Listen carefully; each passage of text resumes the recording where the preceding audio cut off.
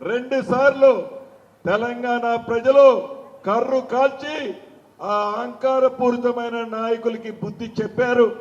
అయినా ఇంకా సిగ్గు రాలే.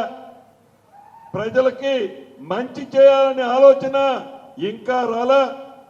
కేవలం అధికారం అనే దాహంతో అధికారం కోసం రంకెలేస్తున్నారే తప్ప 10 సంవత్సరాల పరిపాలనలో ఉన్నప్పుడు పేదవాడికి కావలసిన అవసరాలు తీర్చాలి అని ఆలోచన రాని ఆ పెద్ద మనుషులు ఈనాడు ఈ ఇందిరమ్మ ప్రభుత్వం, మీ దీవెళ్లతో వచ్చిన ప్రభుత్వం, ఈ ప్రభుత్వ పరిపాలన చూసి ప్రతిరోజు కడుపు నిండా నింపుకొని ఉన్న విషయాన్ని చిమ్ముతూ ఎలా మాట్లాడుతున్నారో మీకు తెలియంది కాదు.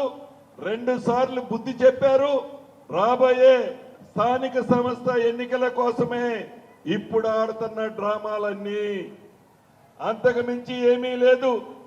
పేదోడి పట్ల ప్రేమతో కాదు, పేదోడి కష్టాలు తీర్చాలని కాదు, ఈ స్థానిక సంస్థ ఎన్నికల్లో వాళ్ళ ఉనికి కోల్పోతే రెండోసారి పార్లమెంటులో ఎలా అయితే గుండు సున్నా వచ్చిందో ఈ స్థానిక సంస్థల్లో కూడా అదే పరిస్థితి ఉందని ఈనాడు రోడ్డెక్కి అసభ్య పదజాలాలతో పెద్దలని విమర్శిస్తున్నందుకు తప్పకుండా తెలంగాణ ప్రజలు మూడోసారి కూడా ఎర్రటి కర్రు కాల్చి మూడోసారి కూడా మళ్ళీ ఆ పెద్ద మనుషులకి వాత పెట్టడం తథ్యము అని ఇప్పుడే హైదరాబాద్ లో రంకెలేస్తున్నారు.